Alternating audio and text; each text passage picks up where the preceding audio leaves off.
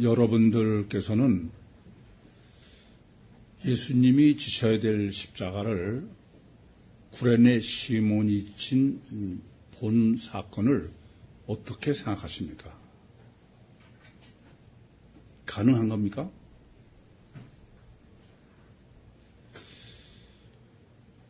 아마도 로마에서 그 십자가 처형을 한 로마 역사에 이렇게 사형수가 십자가를 지지 않고 다른 사람이 십자가를 진 사건은 전무후무할 것입니다.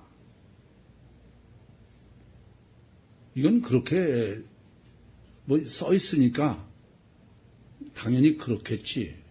그런 시각에서 보고 생각해서는 절대 안 됩니다.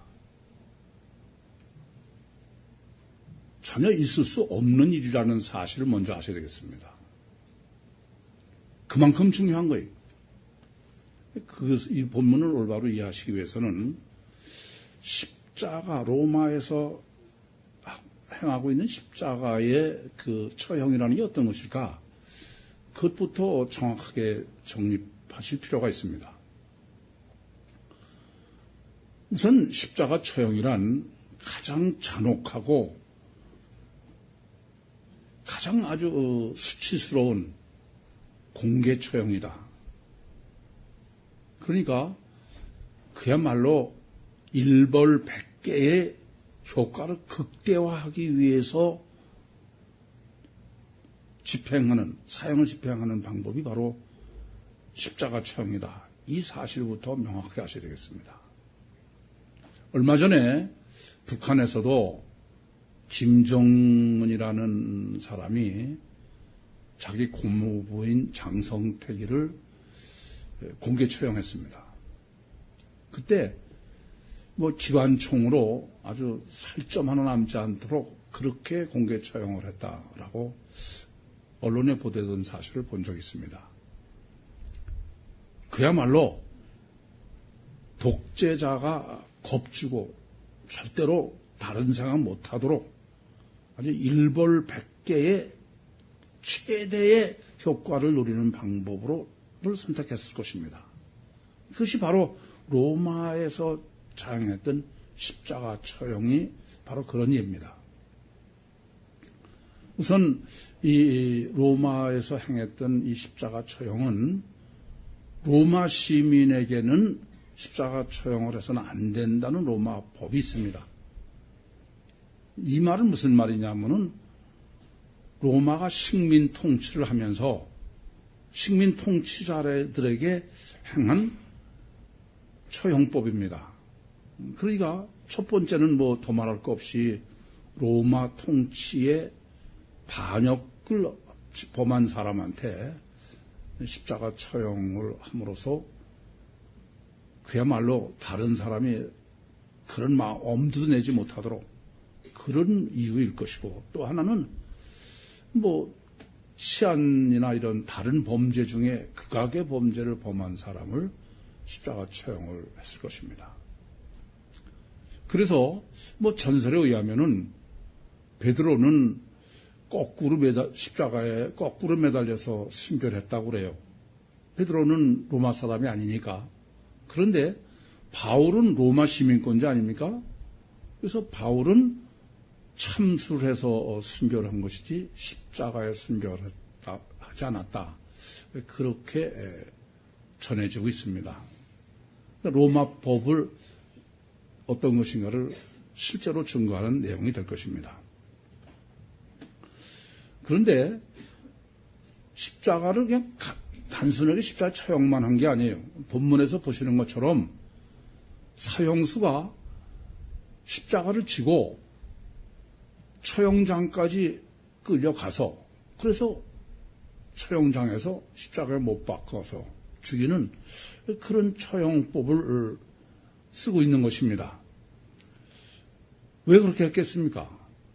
그것은 지금처럼 언론이 발달한 것도 아니고 그러니까 모인 사람들에게 일벌백계의 효과를 그리고 그 많은 사람에게 어떻게 그것을 전시할 것이냐.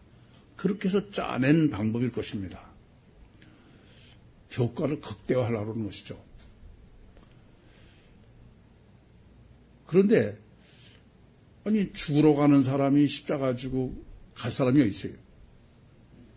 그건 우리는 그냥 아무렇지 않게 있지만 그런 일은 아예 없습니다. 안 해요. 차라리 가다가 중간에서 죽어버리는 게 더 낫지. 십자가를 지고 처형장까지 가면은 살려준다든지 그런 몰라요. 가면 어차피 죽는 거예요. 그런데 고분고분 가서 죽을 사람이 어디 있어요? 가다가 빨리 죽어버리고 싶지. 그럼 그냥 십자가 지고 갈 사람이 있겠습니까? 저는 사형수들하고 살아봐서 잘 알아요. 제가 보면 그런 사람 하나도 없어요. 절대 없습니다. 그래서 로마 법으로는 이렇게 십자가 처형을 하기 전에 미리 엄청나게 채찍질을 하는 거예요. 이 채찍질에는 상당한 기술이 필요한 겁니다. 어디까지 채찍질을 해야 되냐면은 처형장까지 가는 동안에 반항도 못하고 그만큼 쳐 죽여야 돼.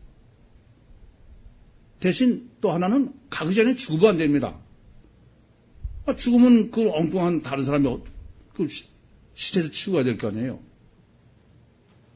그리고 그러면은 이렇게 십자가를 지고 처형장까지 가게 하는 효과를 얻을 수가 없는 거예요. 그러니까 그것은 채찍질하는 군병이라는 건 보통 전문가가 아니에요. 딱 그 사람 체력에 맞을 만큼 채찍질을 해야 돼요. 그런데 지금 구레네 시몬이 주님의 십자가를 지은 것에 대한 일반적 해석은 이 군병들이 예수님을 너무 채찍으로 심하게 때려서 그래서 예수님이 그 십자가를 질 수가 없기 때문에 대신 구레네 시몬이 졌다. 그렇게 해석을 하는 거예요. 얘는 정말 터무니가 없어서 너무 터무니가 없습니다. 그건 전혀 해석할 수 없는 일입니다. 왜 그러냐 하면은 여러분 한번 생각해 보세요. 그래서 예수님이 십자가를 못 져가지고선 구레네 시몬이 졌어요. 그러면 예수님이 십자가를 지지 못하게 한 책임은 로마 군병에 있어요. 그렇지 않습니까? 그럼 이게 심각한 문제입니다. 왜 심각한 문제냐면은 그럼 지금 죄가 없는 사람이 십자가를 지고 가야 되는 거예요. 그러면 로마 법을 집행하는데 공정성에 심각한 문제가 생겨요. 안 그렇습니까? 로마 정부에게 저게 멀쩡한 사람 십자가 지었다. 그런 문제가 생겨요. 그건 절대, 그건 택도 없는 소리예요.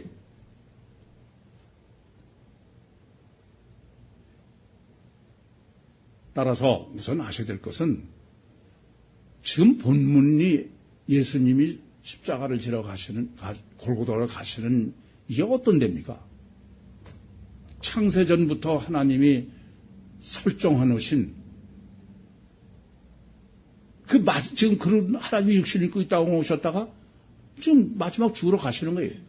그게 무슨 그런 인간의 실수로 예수님이 십자가를 안 지시고 구레네 시몬이 졌다고요? 그건 성경을 하나님 말씀으로 전혀 이해하지 못하는 사람입니다. 우선 아셔야 될 것은 하나님은 반드시 예수님의 십자가를 구레네 시몬이 져야만 되시는 거예요. 그게 하나님의 섭리지 그것을 잘못돼가지고선 구레네 시몬이 진 것이다. 그건 전혀 틀린 해석입니다. 그러면 우리가 생각할 문제는 왜 하나님께서는 섭리를 하시되 예수님이 십자가를 지지 않으시고 구레네 시몬이 지게 하셨을까? 이 지금 짧은 이것을 하나님은 치밀하게 섭리하셨다는 사실부터 바로 아셔야 되겠습니다. 그것은 예수님의 십자가는 절대로 예수님만 지시는 보혈의 십자가가 아니다 그런 말이에요. 구레네 시몬이 진 십자가, 육신을 부인하는 십자가, 그게 십자가지 십자가 보혈로 구원을 이루는 십자가 아니다 그런 말씀입니다. 이걸 하나님께서는 물론 예지하시니까 피복음을 다 아시는 거죠. 이게 절대 불가능하도록 십자가에 죽으시는 거야. 어쩔 수 없이 예수님 대신 구레네 시몬이 죽으신 건 아니니까 예수님이 죽으시되 십자가를 구레네 시몬으로 하여금 지하셨다는 하나님의 로고스를 생각하시지 않으면 절대로 그것은 십자가를 올바로 이해하는 게 안 됩니다. 뿐만 아니라 하나님께서는 로마로 하여금 구레네 시몬에게 십자가를 지게 할 수밖에 없도록 섭리하신 거예요. 그러면 로마 사람의 입장에서 예수님이 십자가를 지우지 않고 구레네 시몬에게 지우게 하려면 어떻게 됩니까? 첫 번째는 성육신하신 신인 메시아에는 체구가 십자가를 질 분이 전혀 못 된다. 뭐 유대인들이 채찍질도 안 하고 그러면서도 예수님 무슨 동종 봐주느라고 십자가를 예수님 보러 붙이지 말라고 그랬겠어요? 지금 예수님께 십자가를 구레네 시몬에게 억지로 지게 한 사람은 군인입니다. 그 사람은 의미가 유기절대의 기준이요. 보이는 게 절대예요. 아무리 봐도 예수는 십자가를 칠 수가 없는 거예요. 그래서 누가복음 19장 30절에는 예수님께서 예루살렘에 입성하실 때 나귀를 풀어오라고 말씀하시는 걸 이렇게 기록합니다. 아직 아무도 타보지 않은 나귀 새끼. 아직 아무도 타보지 않은 나귀 새끼. 그 나귀 새끼를 타시고 그 가파른 감람산을 내려오셔서 또 예루살렘에 입성하셨어요. 저는 예수님의 체구가 뭐 그전에도 말씀드린 대로 키가 한 150cm 됐을까? 그것도 크게 봐서. 오죽했으면은 사형을 집행하는 사람, 잔인무도한 로마 군인이 예수님의 십자가를 칠 수 없는 거로 판단했겠냐는 겁니다. 요한복음 1장 18절에 기록하는 것처럼 예수 그리스도는 보이지 않는 하나님이 보이시게 오신 분이에요. 여쭤보겠습니다. 보이지 않는 존재를 보이는 거로 하려면 어떻게 되겠어요? 그건 있으나 만화하게 보이는, 그렇지 않습니까? 무슨 천주교에서 예수님의 키가 190cm라나? 어마어마한 덩치가, 그거는 성경이 계시하는 예수가 아니에요. 어쨌든 우선 첫 번째, 이렇게 예수님이 십자가를 치지 못하신 것은 때려서는 아니다. 아니 16절에도 유대인들이 예수를 십자가에 못 박으라고 강력하게 요구하니까 예수님이 빌라도가 뭐라 합니까? 내가 때려서 놓겠노라. 그러면 예수님을 때린다는 말은 십자가에 뭘 안 박겠다는 얘기예요. 그러니까 유대인들이 펄펄 뛰는 거예요. 두 번씩이나 22절에도 때려서 놓겠노라 그런데 사실은 유대인들이 못 때리게 하는 겁니다. 그래서 누가복음의 증거예요. 그런데 무슨 예수님이 보혈의 피를 흘리기 위해서 엄청난 고난을 당하셨다. 그건 성경과는 전혀 다른 얘기라는 사실부터 명확히 아셔야 되겠습니다. 두 번째는 어떻게 로마 군인들이 예수님을 십자가를 지우지 않고 이렇게 형장까지 데려갈 수 있었을까? 그것은 예수님은 절대로 도주할 우려가 없다게. 저 사람은 도주하지 않는다는 데 아주 확신이 있어야 돼. 그게 단 티끌망치라도 도주할 염려가 있다. 그러면 그건 절대 불가능합니다. 아니, 만약에 그래서 도주해봐. 그건 보통 문제가 아니에요. 그렇지 않습니까? 그러니까 지금 빌라도가, 구레네 시몬이 십자가 지고 예수님이 그냥 걸고 가셨다는 것은, 아니, 빌라도의 객관적 시각 정도가 아니야. 절대로 예수는 도주하지 않을 뿐이다. 라는 로마적 확신이 딱 있다. 그런 말입니다. 그 말은 무슨 말이 되냐면은 예수는 절대로 육신과 세상을 구원하기 위한 구세주가 아니다. 그걸 빌라도로만 증거한 게 아니야. 이 점을 지금 하나님께서는 구레네 시몬의 십자가로 다시 한번 재확인하시는 것입니다. 여러분, 이 제수들의 도주의 문제는 우리는 그냥 아무렇지 않게 보는데, 뭐 예수님이 체구가 크든 작든 지금 사람이 백절치듯 해요. 누가복음 12장 1절에 뭐 수만 명이 예수님을 에워쌌으니까. 도주해보세요. 사람 서로 빠져나가버려요. 못 잡아요. 카타콤베라는 거 아시죠? 뭐냐면 지하 무덤교회. 그 카타콤베는 들어가면 다른 사람은 뭐 아예 들어가지를 못해. 미로라 가면 죽어요. 그러면 예수님이 만약에 도주해가지고 그런 데 빠져가면 그 놓치는 거야. 그러면 십자가를 지우지 않은 군병들이 책임을 져야 돼. 보통 문제가 아니에요. 제가 감옥 살아봐서 잘합니다. 감옥에서는 어떤지 아세요? 지금 요 담 바깥에서 불과 한 50m 가는 거리야. 그걸 가는데도 담 바깥 나갈 때는 꽁꽁 묶어요. 뭐 손 다 그런 정도가 아니에요. 척대도 빼. 뛰지 못하게.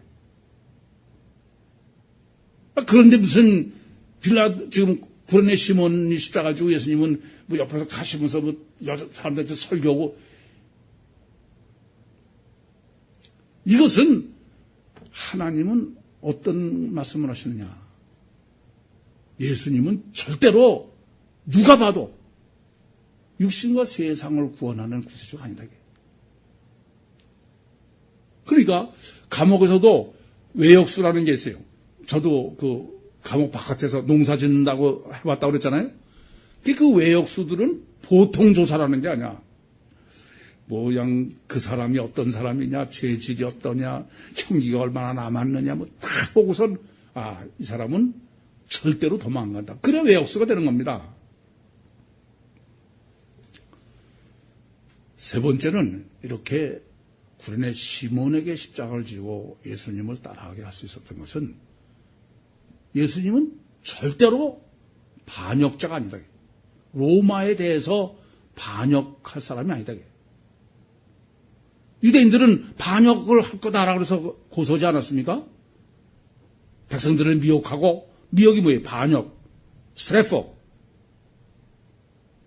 그런데 절대 아니다. 아니, 지금 사람이 굉장히 많은데 반역할 사람 못하면 백성 선동하면 어떡해?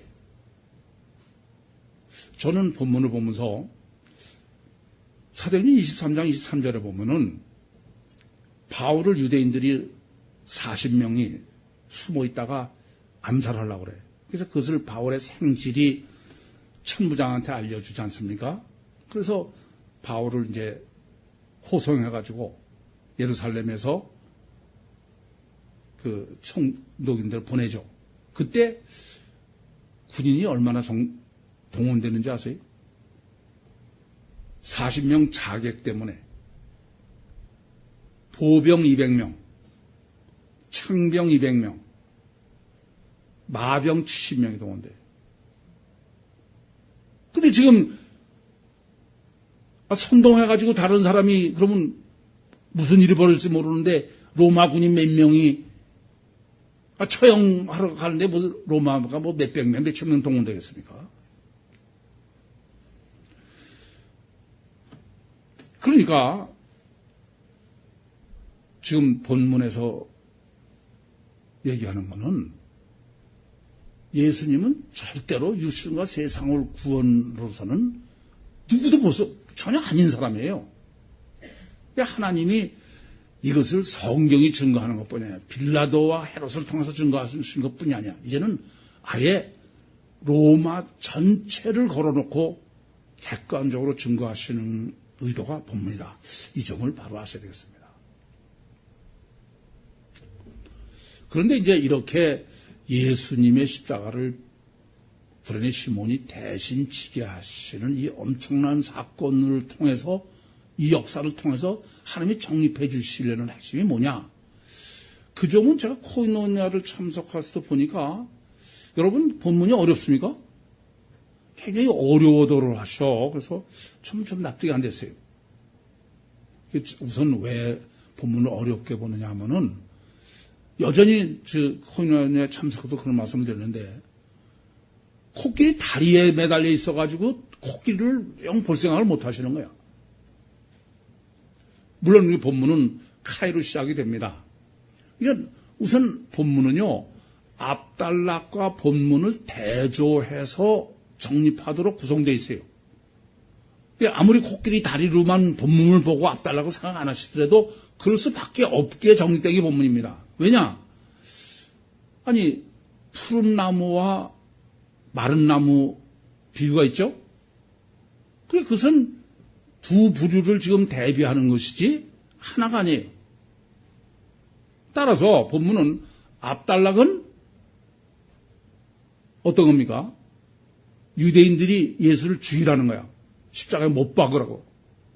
객관적으로 아니야 죄가 아무리 없다고 그래도 못 박으라고 그러는 펄펄 뛰는 유대인들이. 그런데 반해서 오늘 본문은 예수님 보고 지금 눈물을 흘리면서 예수님을 죽이라는 쪽과 하나는 예수님을 동정하는 쪽에 이 둘의 대비론 아닙니까?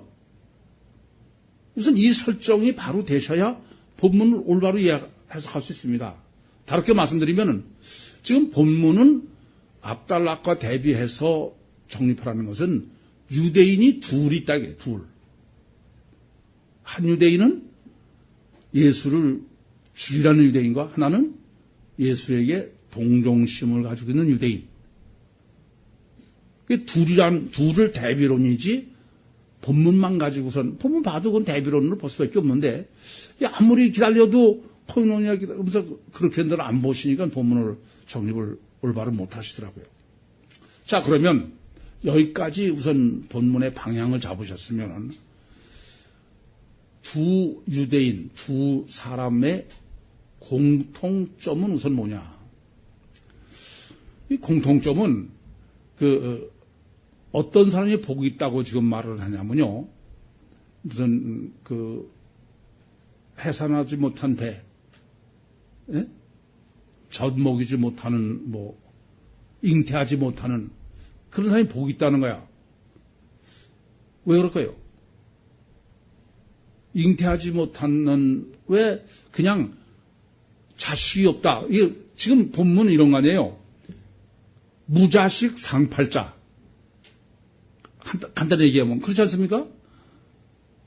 잉태하지 못하는 배, 무슨 해산하지 못하는 배인가요? 어미 또 먹이를 젖이. 그 말은 무슨 말이냐면은 자식이 없는 게 더 복이다. 무자식 상팔자다 그런 얘기죠. 그런데 무자식 상팔자라는 말을 왜 하필이면은 잉태하지 못하느니 또 해산하지 못하는 배, 먹이지 못하는 젖 그럴까요? 왜 그런다고요? 무슨 강조법이요? 육체 강조법. 마태복음 16장 17절에도 예수님께서 바요나 시몬아 내가 복이 있도다 이를 내게 알게 하니는 자연인 내가 아니라 성령이다. 그렇게 말씀하셔야 될 걸 갖다가 혈육이 아니다. 그 말은 육을 강조하는 거다. 그렇게 여러 번 말씀드렸죠. 그러니까 지금 이 두 부류의 사람들은 어떤 공통점을 가지고 있냐면은 육이 절대인 사람들이에요. 육체 우선이다 그런 말씀이에요. 그래서 푸른 나무, 마른 나무도 둘 다 푸른 나무도 큰일 나는 거 아니에요. 그렇죠? 그러니까 첫 번째 공통점은 두 부류의 사람들은 육이 우선이고 육이 절대고 그 말은 뭐냐면 이 두 부류는 다 분명히 유대인이에요. 그런데 유대인이지만 사실은 하나님의 백성이 아니라 육이 우선이고 육 절대라는 말은 무슨 말입니까? 그건 아담의 후손이야. 뭐 자기들이 특별한 백성이고 하나님의 백성 그게 아니다 이게. 이방인이나 똑같은 사람이다 그런 말이죠. 두 번째는 그러면 이 지금 두 부류의 사람 앞에 단락과 지금 단락 이 두 부류의 사람은 어떤 점이 다르냐 이게. 우선 앞에 사람들은 예수님을 십자가에 못 박으라고 아무리 야 이건 그 죄를 성립하지 않아 그렇게 객관적으로 증거를 해도 안 통해. 근데 그게 왜 그런다고요? 자기 마음대로 자기 중심 이성이 마비된 사람이다 그랬어요. 마귀의 자손이다. 마귀의 종이다. 그것은 지 마음대로 보는 거지 있는 대로 보는 게 아니다. 이게 참 무서워요. 여러분 안 그럴 것 같아요? 여러분 제가요 가끔 아주 놀래요. 이분이 꽤 이성적이고 깨달은 것 같고 그런데 어떤 측면에서 이렇게 얘기를 해보면은 전혀 딴 짓이야. 이건 자기 마음대로 듣고 해석하는 게 안 들려. 무서워 이건 정말. 그런데 반해서 지금 본문에 있는 사람, 예수님 보고 우는 사람은 이 사람은 있는 대로 보는 사람이야. 최소한도 예수님은 십자가는 안 졌지만은 저렇게 왜소하고 저분이 메시아인데도 죽는다고 그러고 이성적이다 그런 얘기죠. 그러니까 지금 두 부류의 사람을 공통점은 다 육체가 절대인 사람인데 다른 점은 하나는 이성이 마비된 지 맘대로 보는 사람이고 또 하나는 좀 이성이 그나마 살아있어서 있는 대로 보는 사람이다. 그런 얘기입니다. 그런데 조금 전에도 말씀드렸지만 하나님께서 이렇게 두 부류를 대비해서 정립해 주시는 목적은 서론에서 구레네 시몬이 십자가를 진 거예요. 십자가 신학을 정립하는 것을 두 유대인을 대비해서 정립해 주시는 것이지 대비론 자체가 목적이 아니다 그런 말씀이에요. 본문은 항상 서론에서 방향을 올바로 잡으셔야 돼요. 오늘 제목도 십자가를 지고 주님을 쫓아라. 십자가 신학이다. 그럼 이제 십자가 신학이 어떤 것이냐? 그것을 본문이 아주 명확하게 정립해 주겠는 것이 대비론입니다. 우선은 십자가를 못 박으라고 펄펄 뛰는 이성이 마비된 유대인들. 그러면 그 사람 왜 그럴까? 왜 예수를 그렇게 꼭 십자가에 못 박아야 된다고 펄펄 뛸까? 그게 이제 본앞과 대비해서 정립하셔야 앞에 본문을 명확하게 알 수 있다. 그 뭐냐면 예수님을 십자가에 못 박으라고 펄펄 뛰는 이성이 마비된 사람들은 우선 유대인 중에 어떤 사람들이에요? 대제사장들과 관장들이야, 관장. 그러니까 출세한 사람들이죠.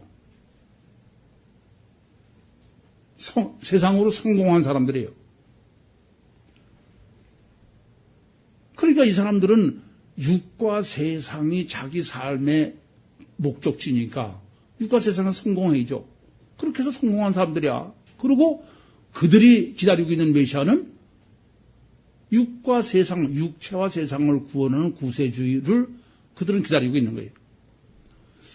그 말은 뭐냐 하면은 바로 이성이 마비된 예수를 죽이라고 펄펄 뛰는 사람들은 육이 우선이고 육이 절대고 육을 위해서 살고 그런 사람들이에요. 육과 세상의 복음, 종교적 인물들이죠. 그렇지, 이 사람은 하나님의 백성은 아니다. 그런데 반해서 이제 본문에 그 예수님을 동정하는 유대인들은 어떠냐. 조금 전에도 압달락을 정확하게 정립하는 본문과 대비해야 명확하게 알 수 있다 그렇게 말씀드린 것은 지금 본문에서는 그 27절에 보시면은 또 백성과 및 그를 위하여 가슴을 치며 슬피 우는 뭐요? 여자들. 그러면 여자들만입니까? 백성도 있는 거야. 그러니까 사실은 남자 여자 다 총칭해서 백성들 그러다가 그 특성으로 얘기할 때는 여자들이라는 거예요. 뿐만 아니라 예루살렘의 예수님이 딸들이라고 그래. 무슨 말씀입니까? 유대인은 유대인인데 유대교인들인데 여자예요. 딸이에요. 육체가 시원치 않은. 그 더군다나 지금 예수를 보고 운다. 전부 압달락과 대비해서 보면 압달락은 세상에서 성공한 위대한 사람들이야. 육적 세상에서. 그런데 지금 예수를 보고 울고 가슴을 치는 사람들은 이 세상에서 다 약자고 육을 부인한 사람이고 그런 의미죠. 그러니까 제 표현대로 하면은 육은 이 세상에서는 작은 자, 낮은 자, 실패자 뭐 이럴 수 있죠. 그리고 육체를 부인하는 사람이다. 그게 지금 이성을 가진 사람이야. 그러니까 본문에서 이성이 마비된 사람과 이성을 가지고 있는 사람의 기준을 육과 세상을 위해서 사는 사람은 이성이 마비된 사람이고 육과 세상을 부인한 사람이래야 이성적이고 이런 말이 되는 것입니다. 그러고서 이제 십자가를 해석하라는 거예요. 십자가는 누가 지고 갑니까 지금? 구레네 시몬이에요. 이렇게 정립하시면 구레네 시몬이라는 의미가 뭔지 알 수 있습니다. 우선 구레네 사람이라는 것은 에티오피아죠. 이방인이에요. 이 사람이 실제로 유대교인인지 모르겠어요. 성경에 그렇게 되어 있지 않으니까. 그러나 성경에서 구레네 사람이다라는 말의 의미는 이방인이라는 얘기입니다. 두 번째는 시골에서 온다고 그랬어요. 시골이라는 것은 농부다 이래요. 농부. 항상 말씀드리지만은 예루살렘은 성이에요. 인본입니다. 그러니까 지금 그 십자가 신학을 기가 막히게 지금 정립해 주고 계신 것은 지대 누굴 지게 하셨냐 하면은 이방인인 농부인 구레네 시몬이에요. 그러면 십자가는 어떤 십자가입니까? 그것은 마태복음 16장 24절에 기록하는 것처럼 육신을 부인하는 십자가지 육신을 세우기 위한 보혈의 십자가가 아니에요.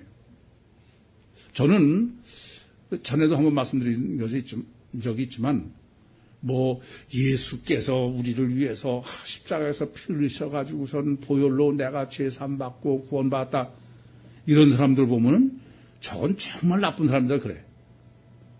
그건 어떻게 해서 그런 거냐면 이런 거예요. 예수를 딱 밟고 서가지고선 예수가 내 육신을 이제 제사하고 세상에서 성공하고 그렇게 해줬으니까 완전히 예수 짓밟고선 저 위대한 인간 되겠다는 거죠. 저는 피복음자들은 또라이 돼 또라이. 30억 또라이 세상이야 지금 이 지구상에 예수 피로 구원론을 정립하고 있는 30억이라는 사람들이. 물론 사람은 육체 우선이니까 그냥 삼박자구원이다 그러면 영혼은 빼놓고 그냥 말만 해놓고선 부자 되고 건강하고 그러면 정신없죠. 그러나 본문의 논리대로 그 사람은 또라이야. 근데 진짜 또라이 소리 들어서 알았어요. 그저께 코이로니아 갔더니 여기 집사님이 아주 우리나라의 어마어마한 대형 교회에 행사가 있어서 참석을 해보셨대. 가보니까 그 교회에서 목사는 완전히 하나님이더래. 완전히. 그래서 제가 교황이 따로 없구나. 이건 뭐 김정은이 저리 가라야 얘기를 들어보니까. 예수는 없는 그 교회 지금도 있는지 몰라. 앞에 오직 예수라고 있는 거예요. 오직 예수. 그리고 목사가 무슨 지금 목사님 등장하십니다. 그러니까 뭐 다들 다 이것을 뭐 그냥 완전히 빨갱이들의 뭐 훈련받은 이북 그렇더래. 어느 어마어마한 목사는 그랬다고 돼요. 전 직접 제가 듣지는 못했습니다만은 나는 세상에서 다 누려봤기 때문에 지옥 가도 괜찮아 그랬대. 그 사람은 그래도 괜찮아. 근데 그것으로 구원받는다고 믿고 있는 그 많은 사람들의 영혼은 어떨 거냐는 말입니다.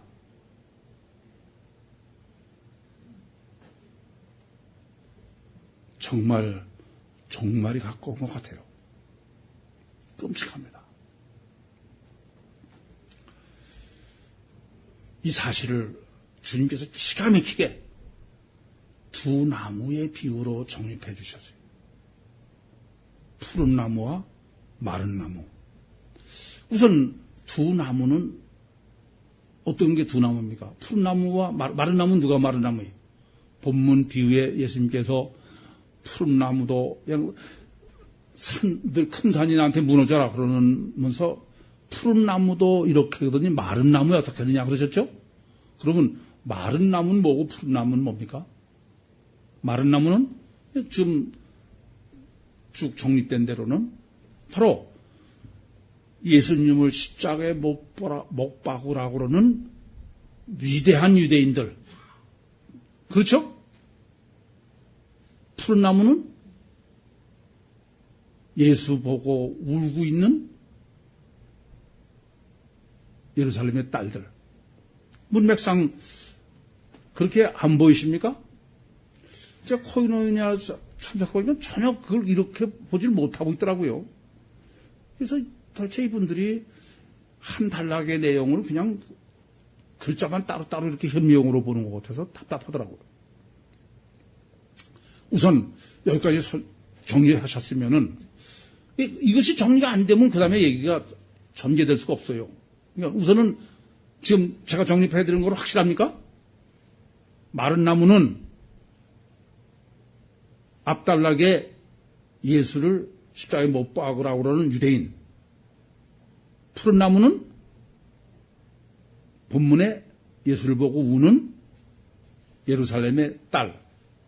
거기까지는 머릿속에 정리가 됐습니까? 그러고 나면 이제 하나 더 생각했어.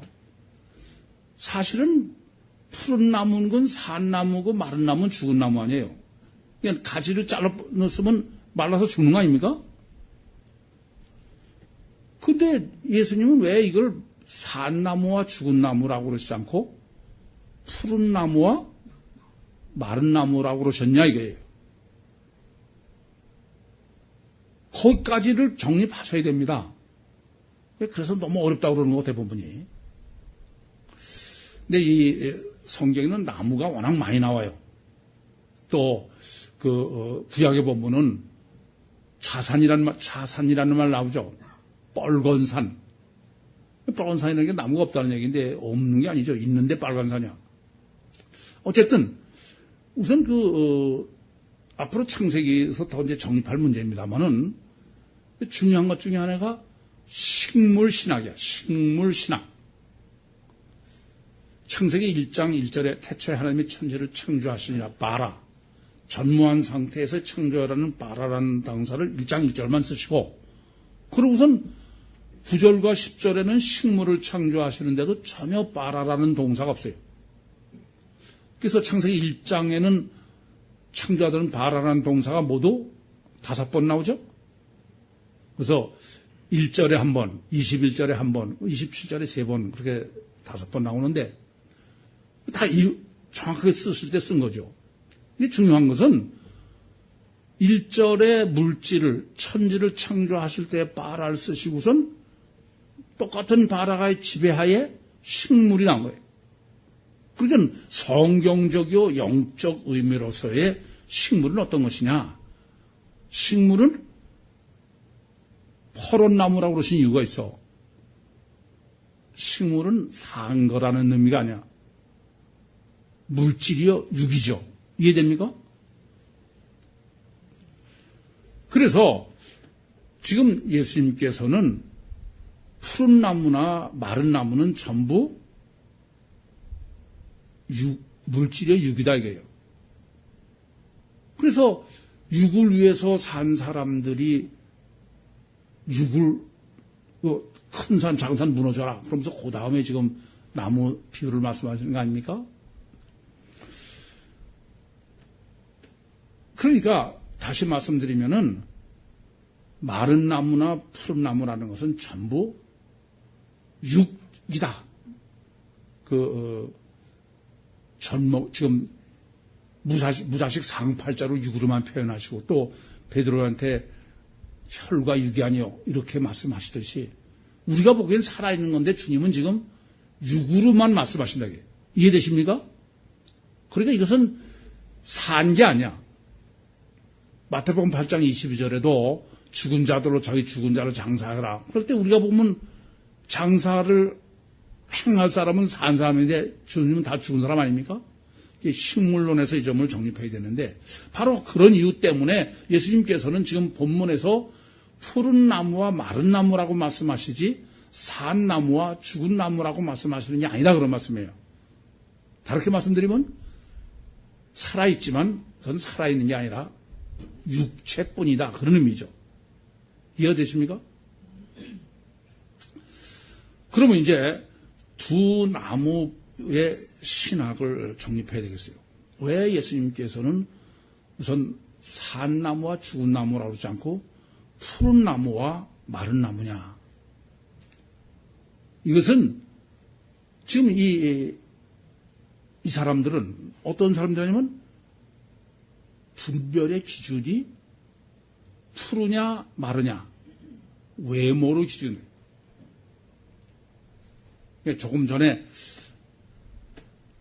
우선 비유를 육체가 절대다. 육체를 세우는 거냐 아니냐. 그게 기준인 것처럼 두 번째는 지금 두 유대인은 전부 보이는 게 기준인 것뿐이다.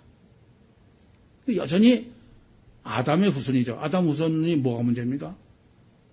벌거벗으로 부끄러지 않았다가 선악과를 먹고서 벌거벗은 줄 알고 치마를 해봤더라. 그러니까 외모밖에 못 본다는 얘기죠. 지금 푸른 나무나 마른 나무로 표현되는 이 두 부류의 유대인들은 여전히 보이는 것이 기준인 육체뿐인 사람에 지나지 않는 거지 하나님의 백성이 아니다 그런 말입니다.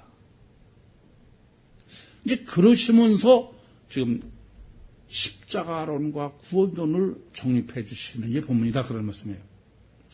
그러니까 이 지금 성육신하신 신인 메시아의 구원은 그것은 육체 구원도 아니고 세상 구원도 아니고 그렇다고 그럼 육체 부인을 하는 십자가는 구원이냐? 그것도 아니다. 왜냐하면은 마른 나무는 육체를 위해서 사는 의미가 되고 젖은 나무는 예루살렘의 딸이요 자기를 부인하는 거 아닙니까? 근데 그 젖은 나무 위에 푸른 나무 위에도 산이 무너져라 하는 거니까 둘 다 구원이 아니다 그런 말씀이에요. 이해되십니까? 그러니까 무슨 말씀이냐면은 성육신하신 신인 메시아가 구원하시는 것은 십자가, 육체 부인은 필요 조건이야. 그렇지만 그것이 구원의 충분 조건은 아니다 그런 말씀입니다. 이해되십니까? 그게 지금 이 어렵게 예수님께서 지금 두 나무 비유까지 끌어오신 본문의 의도예요. 그러면은 성육신하신 신인 메시아의 구원이 어떤 것이냐? 부인은 어디까지 부인이냐? 그거를 32절에 그냥 기절하는 게 아니라 실제로 죽어야 된다. 그래서 그것을 죽음론으로 정립하는 것입니다. 왜냐? 육과 세상 구원이면은 죽음 전의 구원이죠. 이해되십니까? 무슨 말씀인지? 성육신하신 신인 메시아가 이 땅에 와서 우리를 구원하시는 게 육신과 세상의 구원이려면은 십자가 전의 구원이어야 돼. 이해되시죠? 그러니까 죽기 전에 기도해야 돼. 구원이어야 되죠. 그런데 영원 구원이면 죽고 난 다음의 구원이에요. 이해되시죠? 그 점을 본문에서 정립해 주시는 게 주님의 뜻이다, 의도다 그런 말씀입니다. 우선 이 십자가 신학에서는 죽음 신학을 정립하는 것이 절대 문제죠. 여러분 죽음이 어떤 겁니까? 우선 아셔야 될 것은 육신을 입은 사람은 어느 누구도 죽지 않은 사람 없어요. 그래서 히브리서 9장 27절에 한 번 죽는 것은 사람에게 정한 것이에요. 그 말의 정확한 의미는 뭡니까? 육신을 입고 태어난 이상 죽는 것은 누구도 피할 수 없는 하나님의 법칙이다. 한 번 죽는 것은 사람에게 정한 것이요. 그건 하나님의 법칙이다. 예외가 없다. 겁니다. 이 점부터 확실해야 돼요. 물론 여러분이나는 다, 그게 당연한 거죠. 그런데 당연하지 않은 사람들이 너무 많아서 그래. 우선, 육과 세상을 구원하는, 구원해 주라면은, 그거는, 줄 건데 뭐 구원해봐요. 어디까지 구원할 거예요? 그렇지 않습니까? 그러니까, 죽는 것은 필연이다. 이건 진리다. 우선 이것부터 확실해야 됩니다. 그것을 성경은 이렇게 말씀하는 거야. 하나님이 육신을 입고 이 땅에 오신 예수 그리스도도 죽는데 안 죽을 사람이 어디 있어요? 근데도 안 죽을 사람이 있는 게 문제야. 문선명이 그랬잖아요. 예수는 제 형인데 예수는 실패했고 저는 안 죽는데 아시죠? 안 죽었어요? 또 이제 참 희한해. 이제 문선명이가 좀 인기가 갈 때쯤 되니까 또 그런 사람이 나타났어. 신천지 이만이라는 사람이 지가 보혜사 성인데 저는 안 죽는다면서. 사실을 제가 확인한 건 아닌데 요전에도 말씀드렸지만 전해지는 바에 의하면 그 사람 죽었다고 그러대. 근데 시시한데 시시. 이성을 좀 가져. 이성을. 고린도후서 4장 18절 말씀처럼 보이는 것은 잠깐이에요. 영원한 건 있을 수가 없습니다. 영원한 것은 보이지 않는 시공을 초월한 영뿐이지 육체는 절대로 영원할 수 없어요. 그러니까 계시록 2장 11절에도 땅과 하늘이 간데 없다. 다 없어지게 돼 있는 거예요. 그런데 무슨 신천지라는 미친 사람들이 영원한 이 땅에다가 왕국? 왕국 해관도 마찬가지 아니야. 사실 우선은 구원론이 바로 정립되시려면은 이 진리부터 확실해야 돼. 죽는 것은 그건 정해져 있어요. 그런데 문제는 죽으면 끝나면 괜찮겠는데 한 번 죽는 것은 정한 것이요? 그건 어떻게 해요? 심판이 있는 거야. 그걸 이제 본문에서 기가 막히게 정립해 주신 거예요. 여쭤볼게요. 지금 산들이 우리한테 무너져라. 작은 산들이 우리를 덮어라. 그게 무슨 말입니까? 우선 첫째는 지금이 너무 고통스러워. 그렇죠? 그래서 산들이 덮여가지고선 이 고통을 잊어버리고 죽어버리고 싶은 거야. 그렇게 해석할 수 있죠. 안 그래? 그래요. 이것은 계시록의 끔찍한 종말론적인 상태예요. 그런데 본문은 그건 아닙니다. 왜냐하면은 아니 그러면 자살해버리면 될 거 아니야. 꼭 왜 산이 무너지라고 그래. 이 말은 뭐냐면 죽고 싶어도 죽을 수가 없는 거야. 이렇잖아요. 우리가 죽음으로 끝나. 그러면 뭐 같이 노세 젊어노라 뭐 그렇게 살아도 되고 뭐 전부 악질 뭐 빌지 어때? 뭐 죽으면 끝나는 건데. 그게 뭐 사람마다 다 틀리겠죠. 에이, 죽으면 끝날 거니까 실컷 먹고 놀자 그런 사람이 있는가 하면 저는 그 전에 죽음으로 끝난다고 믿을 때도 전 그건 별로 아니 물론 해볼 거 다 해봐서 그렇지 뭐 술도 뭐 실컷 먹어보고 뭐 노름도 별거 다 해봤으니까 그런지 몰라도 그 전이야 그래도 저는 그런 것이 저는 화려한 인생이라고 생각하지 않았어. 그래서 한 번 났다 죽으면 끝나는데 감옥도 한 번 가봐야 되는데 그랬다가 그냥 감옥 가 있으니까 친구들이 면회 와가지고 그래 너 소원 풀했다 그래.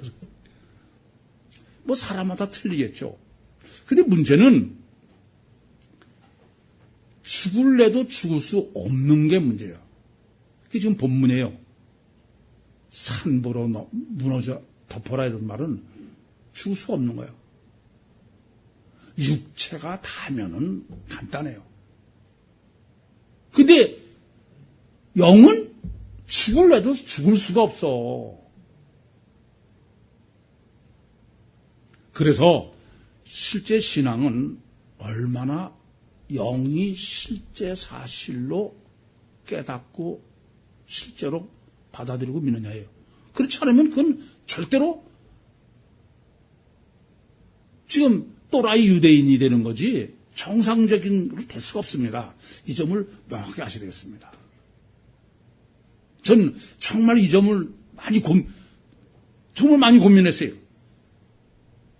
제가 내린 결론은 그렇다. 영이 정말 실제면은 이거는 죽고 싶어서 못 죽어. 영이 실제가 아니면은 그건 괜히 헛소리지 뭐 결국 죽으면 끝나는 거지.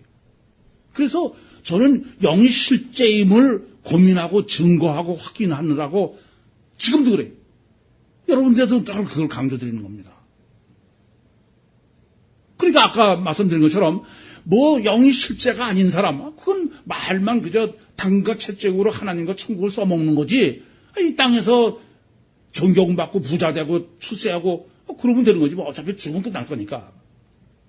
그러나 사후의 세계 죽을래도 죽을 수 없는 영원한 삶에 있다고 그러면 이게 전혀 틀려요. 저는 좀 간이 조금 해가지고 그냥 고개 두려워. 그래서 지금 배짱 좋게 그냥 이 까치가 무슨 뭐 지금 두려워보자 그걸 못하겠더라고. 여러분 이 점을 아셔야 됩니다. 불멸이라는 데 문제가 있는 거야. 끝을 낼 수 없다는 데 문제가 있는 거야. 이 사실을 얼마나 사실대로 믿는 문제입니다.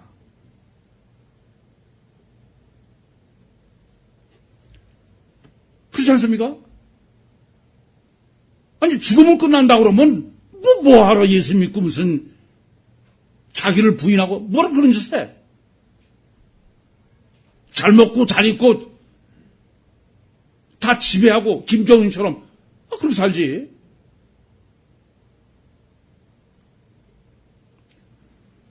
얼마나 그게 실제냐는 거예요. 얼마나 실제냐는 겁니다. 분명한 사실은 아무도 피할 수 없는 죽음은 반드시 맞아야 됩니다. 사후가 실제냐는 문제야. 말로는 실제고 실제로는 관념입니까?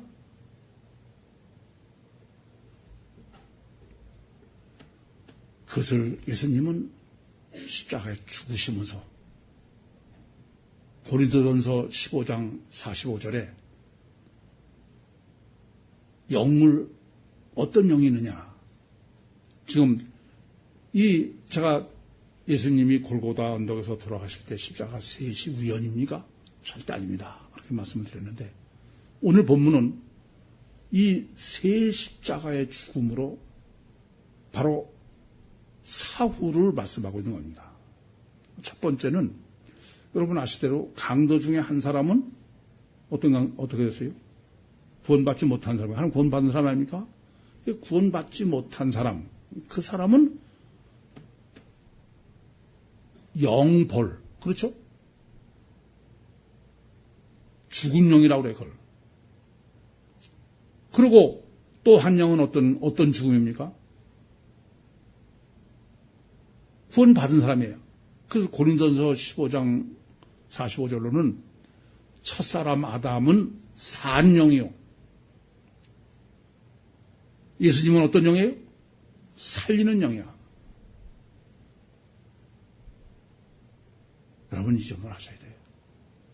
인간은 누구나 육체 우선입니다. 그렇기 때문에 아무도 정말 할 수 없어서 그렇지 멀쩡한데 죽기를 원하는 사람 하나도 없어. 오직하면 예수님께서도 겟세마네 동산에서 땀방울이 떨어지는 핏방울처럼 기도를 하시는 분이에요. 아무도 죽고 싶은 사람 없습니다. 그러나 죽어야 돼. 그 죽음은 본문에서는 십자가로.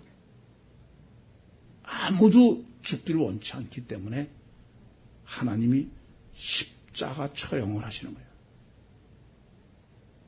그 십자가 처형이 영벌의 십자가의 처형이냐, 그 십자가 처형이 정말 영생의 십자가 처형이냐, 그 십자가 처형이 남을 살리는 예수님의 보혜사 십자가 처형이냐, 그것이 문제인 것입니다.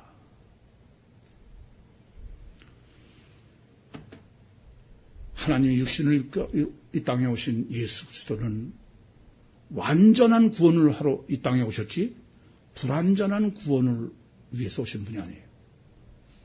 다시 말씀드립니다. 하나님이 육신을 이 땅에 오신 것은 단 한 번밖에 할 수 없어요. 그 단 한 번 오셔서 우리를 구원하시는 것은 완전 구원을 위해서 오신 분이지 불완전 구원으로 오신다는 건 논리로도 전혀 맞지 않습니다. 완전 구원이란 변하지 않는 영원한 내 영혼을 저 천국에서 구원이지 육신과 세상은 아무리 구원해봐야 그것은 완전한 구원일 수 없어요. 그래서 구약에서 여호와 하나님이 직접 하신 구원은 오히려 육신과 세상을 구원한 불완전한 구원입니다. 그래서 예레미야서 31장 32절에 내가 너의 열조의 손을 잡고 애굽에서 나왔다. 그러나 너희들이 내 법을 지키지 못한다. 그 말은 전능하신 하나님이 직접 육신의 인간을 구원하셔도 그 구원은 완전할 수가 없습니다. 육신과 세상을 구원하는 구원이라 한다면 굳이 성육신 하셔서 이 땅에 오실 필요가 없어요. 여호와 하나님으로도 구원할 수 있습니다. 그것은 불완전한 구원이야. 완전한 구원은 우선 십자가를 지라는 거예요. 내 영혼이 구원받는 절대적 조건은 육체가 절대인 내 육체를 먼저 부인해야 돼요. 그래서 아무든지 나를 따라오거든 자기 십자가를 지라는 거예요. 정말 육체 우선, 육체 절대. 이거 아주 지긋지긋할 정도. 뻔히 다 알아요. 최소한도 여러분과 저는 그렇습니다. 그러면서도 내일 정말 탄식할 수밖에 없어.